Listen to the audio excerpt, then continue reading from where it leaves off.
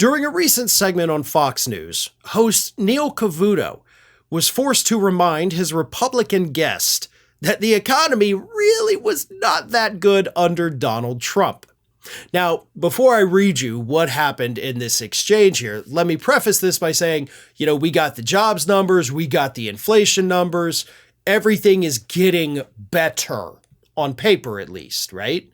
I mean, I understand, don't get me wrong, I am not trying to downplay the fact that there are millions of people in this country that are struggling to make ends meet, living paycheck to paycheck, foregoing their prescriptions because they cannot afford them. The economy is not great for millions of Americans. It's not even good. But on paper, the numbers coming in show that things are getting better than they were. Now, having said that, Neil Cavuto presents that and he says, "We bounced back from our worst levels today on a better than expected wholesale inflation report. Not that much better, but inflation's still a big worry. I am sure if you're Donald Trump or Republicans, you're seizing on that is the issue. That will get you back in the White House. What do you think?" He asked Republican fundraiser Nicole Nickper. Like, why are you even bringing on a Republican fundraiser to talk about the issues? Shouldn't you talk about political analysts? Shouldn't you be talking to an economist, not somebody that raises money for the Republican Party? Like, that alone is a big problem. But anyway, Ms. Nickper responded, quote, "It is the issue. A lot of people are remembering how better off they were under the Trump administration. They had more money in their bank. They had 3% mortgages. They're remembering this and they're remembering where they were. And I think this is going to help Donald Trump.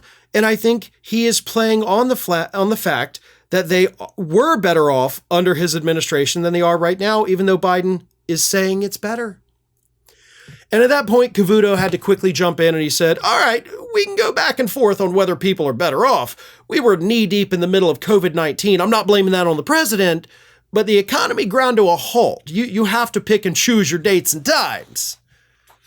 So Cavuto, trying to run defense there, he's like, "Hey, listen, 4 years ago, things were bad. So maybe pick a different date. Like, so are you better off than you were 6 years ago or maybe even 5 years ago? But don't say 4 years ago because everybody was pretty bad, right?" Now, here's the thing. And I know Cavuto knows this because I know he is a smart guy. But before, long before we had COVID-19, before anybody knew what that word meant, before most people understood the meaning of the word pandemic, before anybody knew what PPE was, months before that, we had economic reports, and I know because I sat right here on Ring of Fire talking about them, with economists warning us that we were headed towards a recession. In 6 to 12 months, they said, we would hit a recession because of Trump's policies, because of the trade wars, because of the tax cuts, because of his horrible economic policies, because of the struggles of the average American families, because of the fact that they couldn't afford an emergency totaling $500 or $600. It would wipe them out. Remember that, folks? I'm not making that up. Go through the archives here on this channel and you will see those videos and you'll see the links to the reports in those videos. So no, Neil, you can't say, well, you got to pick and choose your dates better. Okay, pick a different date in the Trump administration, and you're still going to see economists warning us about how horrible the Trump economy was. It was not good. For 4 years, it wasn't good.